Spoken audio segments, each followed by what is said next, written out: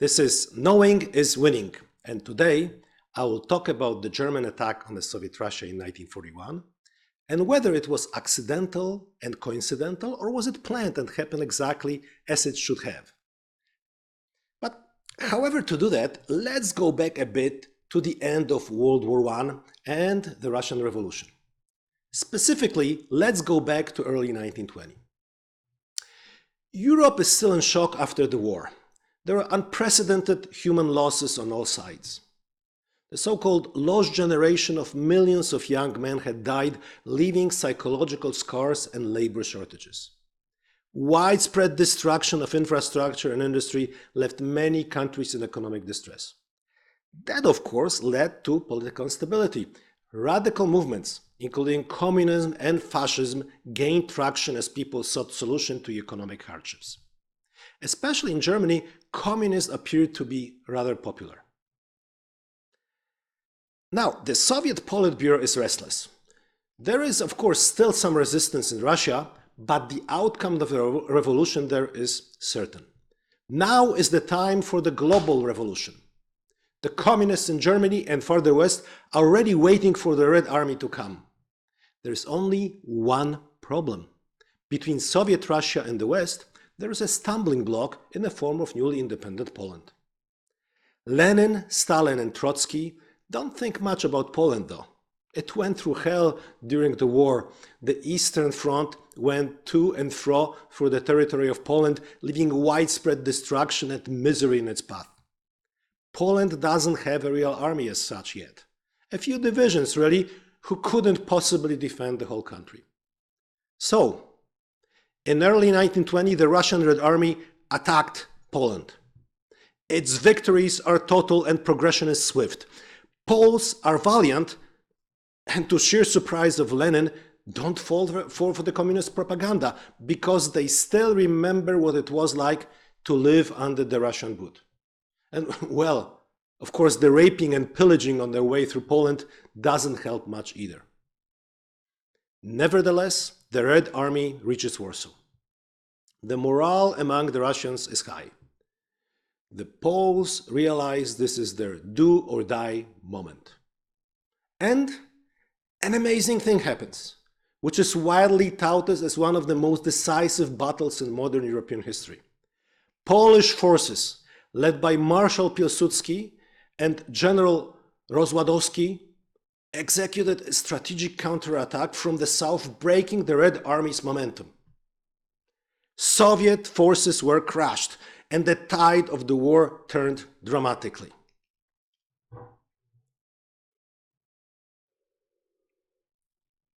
There is actually a short but great book about it, written by a British author, Adam Zamoyski.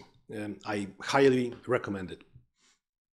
Anyway, after the crushing defeat near Warsaw, the Soviet Western Front under Mikhail Tukhachevsky began a chaotic retreat eastward. Polish forces launched a rapid pursuit, liberating cities like Białystok, Grodno, and Wilno. Many Soviet units were encircled and captured. Tens of thousands of Red Army soldiers were taken prisoner or killed during the retreat. Well, but after a while, the reality set in. Despite their victories, Polish forces were exhausted.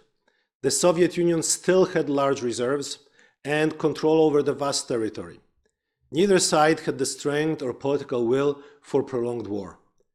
The truce was signed. However, the Russian communists, just like the communists everywhere, did not give up on their dream to flood the world with their ideology. Stalin, after he pushed Trotsky out of the country, and after Lenin died from what looked like the late stage of syphilis, Stalin became an absolute ruler, and he ruled through absolute terror, leaving tens of millions dead in his path to communist purity. Now, let's fast forward to 1941. The relations between Nazi Germany and the Soviet Russia are friendly, including the common military parades. The common border, established by the two aggressors in the middle of Poland, is seemingly peaceful. Hitler dreams though about attacking Russia. This is his dream.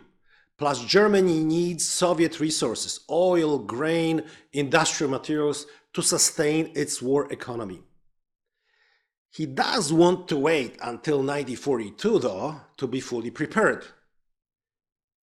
Yet, his intelligence reports disturbing developments from the other side.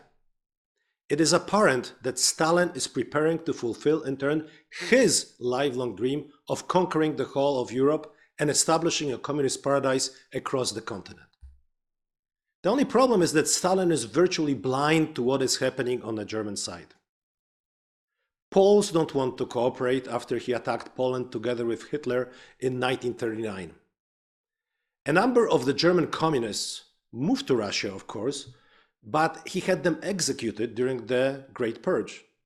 And those who remained in Germany, of course, went to concentration camps long time ago. There was a number of intelligence reports that was passed on to Stalin from the British and the Americans. That clearly indicated that there will be aggression on Soviet Russia and there is a preparation for such aggression. But you know, who would believe the imperialists? So Stalin chose to believe his own instincts and believe in the pact that he had with Hitler. Believe that Hitler would respect that pact and that Hitler is really his friend. Despite the fact that espionage is the only thing that Russians do well, it has failed them and will fail them again and again. Just like recently in 2022, when the intelligence apparatus assured Putin that the Russian aggression in Ukraine would last only 3 days. Well, a similar situation was happening in 1941.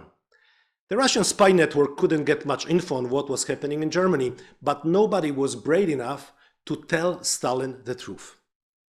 According to Viktor Suvorov, and I highly recommend his books, so if you Google him, I'm sure that number of books are going to show up.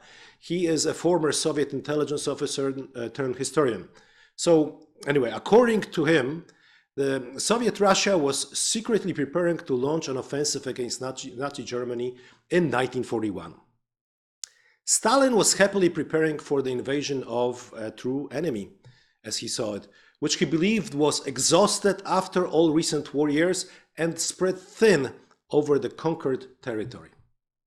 Stalin ordered massive troop deployments near the new German border, far beyond what was needed for defense.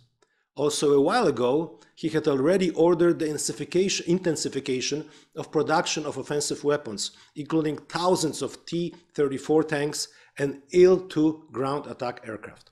Some of these aircraft were a bit odd. In Soviet Russia, as everywhere under communism, there were shortages of everything.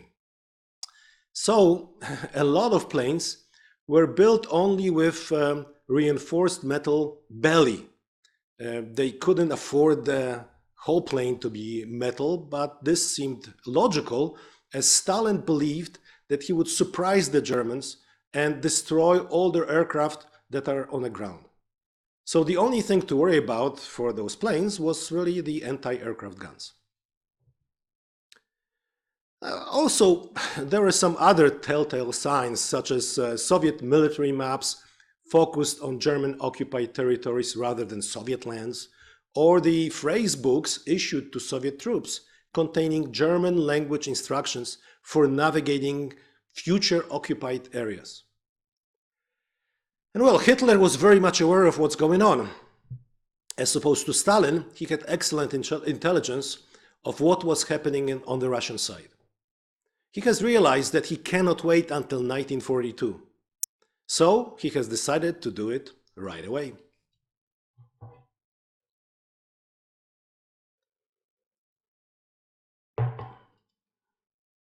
Since the vast majority of Russian troops and hardware were right at the border, the German High Command expected a swift victory, believing they could defeat Soviet Union within a few months before winter would set in. So now let's go, come back to the original question. Was Blitzkrieg an accident? The German Blitzkrieg offensive in 1941 was of course no accident, yet it was not as neatly planned and as often presented. Had Hitler had 1 more year to fully prepare, the citizens of Moscow would be speaking German right now. While the offensive was carefully prepared and staged, while keeping Russians in the dark the whole time, it was somewhat of a rash decision. Yet the surprise was total and complete. The Red Army suffered catastrophic losses in the first months of the invasion. It is estimated that between 4 and 5 million, let me repeat that, 4 to 5 million Soviet troops were killed, wounded, or captured in the first 6 months of the war. The Soviets also lost approximately 20,000 to 23,000 tanks, which was about 60 to 70% of their total armored forces at the time. 60 to 70%. Around 10,000 to 15,000 Soviet planes were destroyed, nearly half of their air fleet. Tens of thousands of field guns and anti-aircraft systems were lost, severely weakening Soviet firepower. So all of this also gives us an idea of how massive was the Russian invasion preparation. Overall, it took the Russians 2 years to fully regroup and rebuild, including Stalin bringing his top generals back from the Gulag concentration camps. And the rest? The rest is history. And this is knowing is winning. Stay curious. Thank you very much for watching.